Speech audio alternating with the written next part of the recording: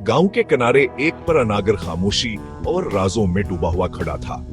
ज़ीनब एक नौजवान लड़की जिस्तजू भरी आंखों और एडवेंचर की प्यास के साथ हमेशा इसके पर असरार कश की तरफ खींची चली जाती थी। यह घर जवास के खानदान की इंसलों से गुजरता रहा था। अपनी बोसीदा दीवारों के अंदर बेशुमार कहानियां समोए हुए था। गर्मियों क्या एक दोपहर जब वहां पर अन्य अटारी की खाद छान रही थी तो ज़ीनब को फर्श के नीचे एक छिपा हुआ खाना मिला। अंदर उसे एक छोटा सा सजावटी बहमला जिसकी सतह ठंडिया और हमवार थी। कांपते हाथों से उसने ढकना उठाया जिसमें पेली हुई तस्वीरों का एक मजमुआ, एक नाजुक चांदी का लाट और एक वाद पुराना खत जिसके किनारे भर भरे और धुंधले थे नजर आए। जैसे ही ज़ैनब ने खत को एहतियात से खोला, उसका दिल धड़कने लगा। उसके सलोटे भूली हुई दास्तानों की सरगोशियां कर रहा है। ये थे खूबसूरत खताती एक ऐसी ज़बान में लिखी गई थी जो मानो सावर अजनबी दोनों थी। एक ऐसे माजी की तरफ इशारा करती थी जो राज में डूबा हुआ था।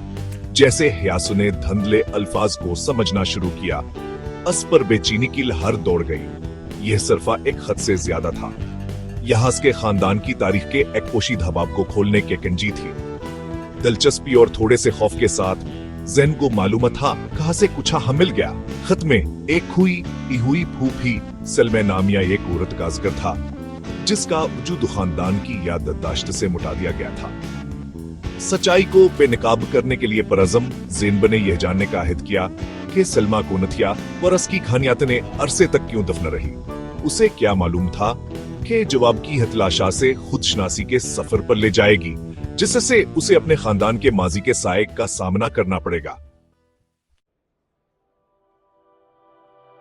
जैसे जैसे ज़ीनब में गहराई में उतरती गई, इसने एक ऐसी जिंदगी के टुकड़े दरियाफ्त किए जो मानो सावर अजनबी दोनों थे। सलमा ने एक ऐसे वक्त के बारे में लिखा जो बड़ी हलचल का था, एक ऐसे खानदान का जो बटा हुआ था और राजों की सख्ती से हिफाजत करता था।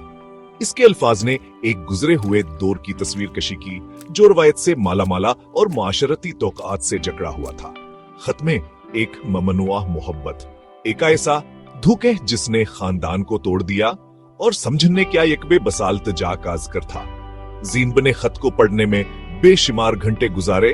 हर बार पढ़ने से दिलचस्पी की नई परतें खुलती गईं। उसने धंधली तहरीर का बारीकी से तर्जुमा किया, सलमा की कहानी के टुकड़ों को जोड़कर एक ऐसे फैली की तरह जो वक्त के साथ खो गई थी। जैसे जैसे वो समय में गहराई में अतरती गई, ज़ीनब खुद को अपनी खोई हुई खूबी के तरफ हसे ज्यादा खींचती हुई पाई। सलमा के अल्फाज जज्बात क्या एक ऐसी गहराई के साथ गूंजते थे जो वक्त से बालातर थी।